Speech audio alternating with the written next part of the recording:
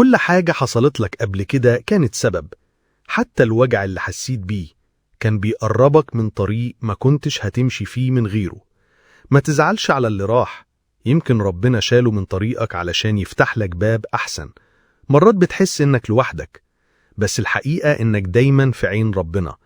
اللي خلقك مستحيل ينساك، ومستحيل يسيبك في كرب من غير حكمة. افتكر دايما، يمكن اتأخر الفرج، بس مفيش مرة جه متأخر. بيجي دايما في الوقت اللي ينقذك مش بس يفرحك. اسأل نفسك، هو أنا فعلا لوحدي؟ ولا أنا اللي نسيت أبص لفوق وقت ما الدنيا ضلمت؟ في عز الألم في دعوة طالعة منك، يمكن كانت سبب إنك فتحت الفيديو ده. يمكن صوتك ما وصلش للناس، بس وصل للي خلقك. ما تستعجلش، لأن الانتظار أحيانا بيطهرك من حاجات مش باينة. يمكن كل لحظة تعب بتخلي جواك قوة، بتخليك تبص للناس نظرة أحن، بتخلي قلبك أطيب. خد بالك، مش كل تأخير شر، ومش كل سكوت من ربنا غضب. ربنا بيختبرك علشان يجهزك لحاجة كبيرة، لأن مكانتك عنده كبيرة. ما تفكرش إنك ضعيف، بالعكس، اللي بيعدي من اللي انت فيه لازم يكون قوي. قوة مش في الشكل ولا في الصوت العالي. القوة الحقيقية في اللي لسه بيحاول وبيحط راسه على الأرض ويقول يا رب ساعدني. الكلمة دي لو طلعت من قلبك كفيلة تغير حياتك كلها.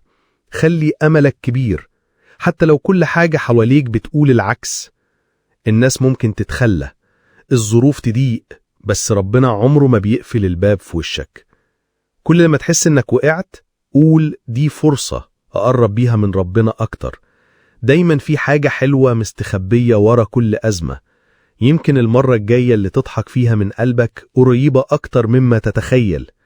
في حاجات بتحصل لنا وتخلينا نقول ليه يا رب، ليه أنا؟ بس الحقيقة إن السؤال الصح هو إزاي أعدي ده؟ إزاي أطلع أقوى؟ ربنا مش هيحاسبك على إنك اتوجعت، هيحاسبك على رد فعلك.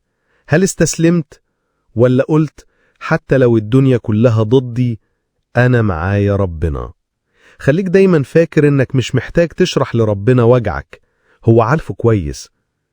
قربت نهاية الفيديو، بس دي ممكن تكون بداية جديدة ليك. امسح دموعك، قوم على رجلك وكمل. ما تخليش اللي فات يعطلك عن اللي جاي. ربنا كاتب لك الخير حتى لو مش شايفه دلوقتي. اللي بيصبر بيفرح، واللي بيفوض أمره لله عمره ما يندم. وانت اللي بتسمعني دلوقتي، أقسم بالله إن جايلك رزق وفرج وحياة تفرح قلبك. بس خليك دايما واثق، وافتكر ربك ما بينساش.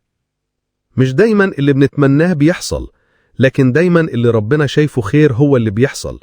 كتير بنتعلق بحاجات ونقول دي رزقي، دي راحتي، دي فرصتي، بس اللي فعلا رزقك عمره ما هيعدي من قدامك. أوقات ربنا بيبعد عنك ناس علشان يديك وقت ترتاح، ويخلق لك فرصة تكون فيها أقرب ليه من أي وقت تاني. وأوقات بيأخرك عن شغل أو حلم أو ارتباط، مش علشان يحزنك، لكن علشان يحوش عنك وجع انت مش شايفه. كنت أعرف واحد فقد شغله وافتكر ان دي نهايته. قعد شهور متضايق وكل يوم يقول ليه يا رب حصل معايا كده؟ بعد 6 شهور جاله عرض شغل أحسن من اللي قبله بمرتين، في بيئة أهدى وناس أطيب وراتب أعلى. وقتها بس فهم إن اللي حصل مش نهاية، ده كان بداية جديدة هو ما كانش يتخيلها. مش لازم تكون القصة دي ليك، لكن الرسالة منها ليك. ما تفقدش أملك، لأن دايما في حكمة حتى لو مش شايفها دلوقتي. اسمعني كويس، انت محتاج ترتاح شوية، ترتاح نفسيا من التفكير الكتير ومن الأسئلة اللي مش لها إجابة. قول كده جواك يا رب أنا مش عارف الخير فين، بس أنا واثق إنك عارف وسلمت أمري ليك. لما تقولها بصدق هتحس بطمأنينة عمرك ما جربتها. لما تسكت وتسيب كل حاجة على ربنا هتتفاجأ قد إيه الدنيا بتتغير، وقد إيه راحة البال أغلى من أي حاجة كنت بتدور عليها. أنت لسه هنا ولسه بتسمع، وده معناه إنك محتاج الرسالة دي.